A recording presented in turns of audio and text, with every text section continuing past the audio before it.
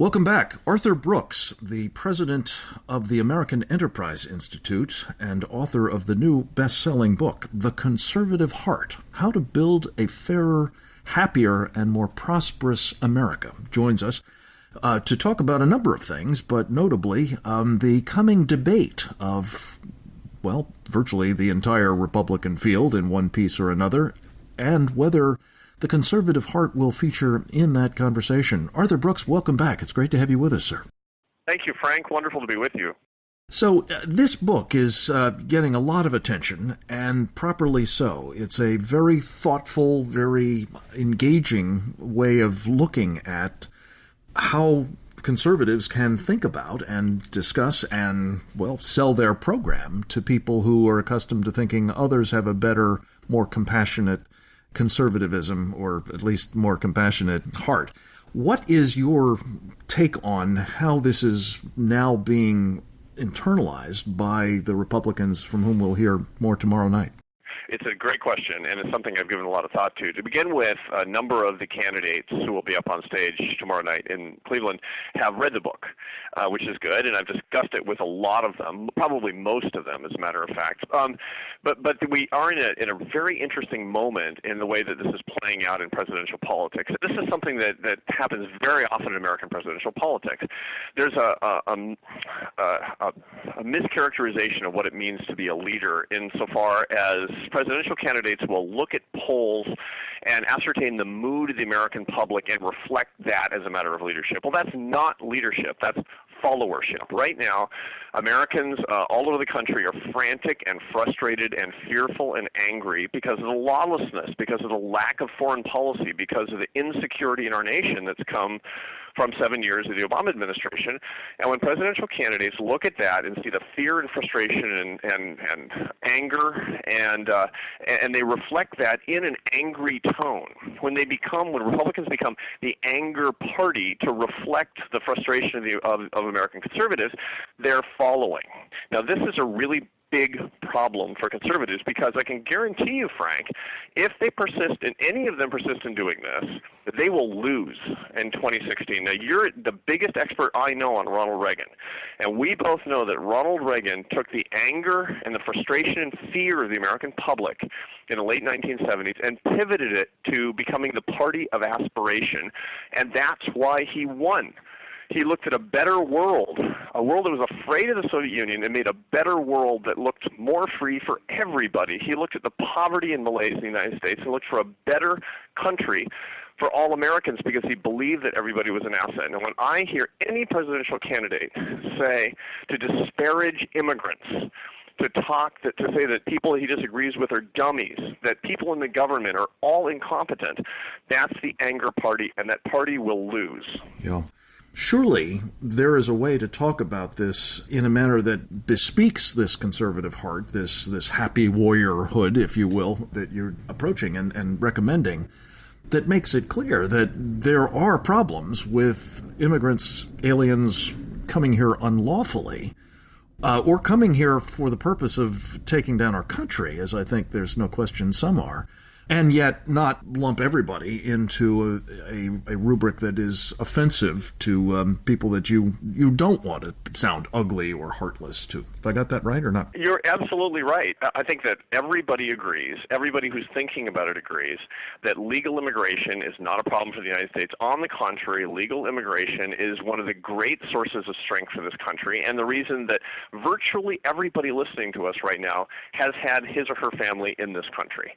Illegal immigration is another matter. Now, that doesn't mean that everybody who's coming here illegally today shouldn't be able to come here legally, but we want more legal immigration that creates more strength for the country and is the basis on which we revitalize our society, and less illegal immigration. There are two ways to do it. Number one is to reform the high-skill immigration visa program so we can get more engineers, more scientists that we need in this country, and who, by the way, according to AEI research, each one creates 5 jobs for every job that people get. 5 Native American jobs, 5 native-born American jobs. Now, all of this stuff is in the conservative heart for people who are interested. Then the second is to remember that even low-skilled people on a guest worker program would be less likely to be exploited and more likely to go home with the money that they want so they can be with their families, and we'll have less illegal immigration if we think about this right. Yeah. As you look at the challenges facing this country, Arthur, are you concerned that what we're really seeing increasingly on offer from the other side, shall we say, is socialism, whether they actually will call it that or not? And how do you think a conservative can most succinctly, most powerfully say, that's not for us? Yeah. What is really on offer? I mean, everything is a form of socialism that socializes goods and services and that are where the means of production, et cetera, are owned by government and decided on their distribution by government. But really, we're going toward a more European-style social democratic model.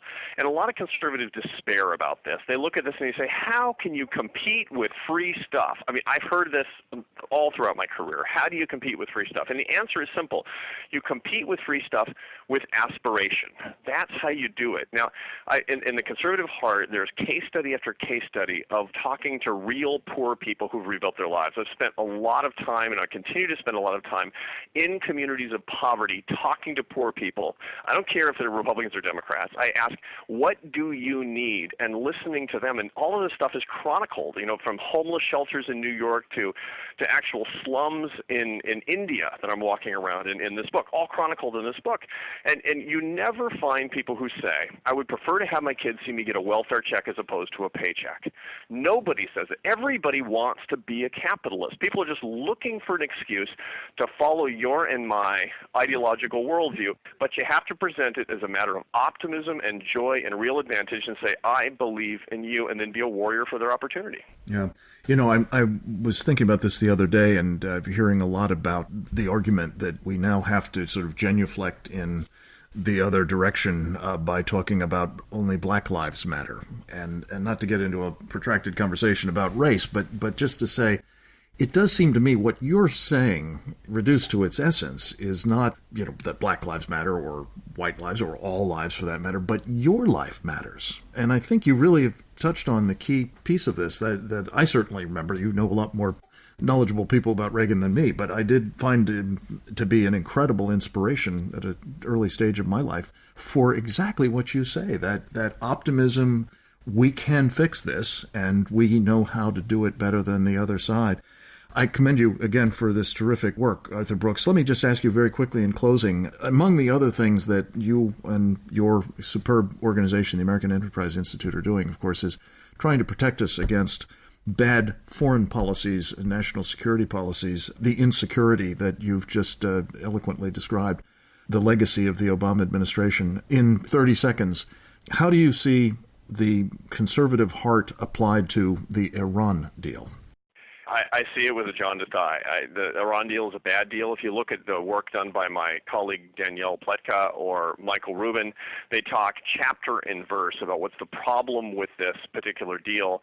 It does not serve the Iranian people, with whom we should have common cause and total solidarity. That is to say, we are hostile to the Iranian regime, and we have, like Reagan, absolute solidarity with the Iranian people. This does not do this. This also doesn't keep the American people safe. If we are fighting for people and their security and their opportunity and their prosperity and a real sense of fairness going forward, we need to have a different kind of deal, if any deal at all, by that. Because remember, during the Cold War, there was no deal at all. And the only way that that's going to happen, and this is my last word as we go into the Cleveland debate, Republicans need to win elections. And to do that, they're going to have to make an aspirational case and expand their coalition. Well said, as always. Dr. Arthur Brooks, thank you for joining us in this interesting forecast for the election more generally, but specifically the debate tomorrow night. Thanks for all you do at the American Enterprise Institute. And again, congratulations on the conservative heart.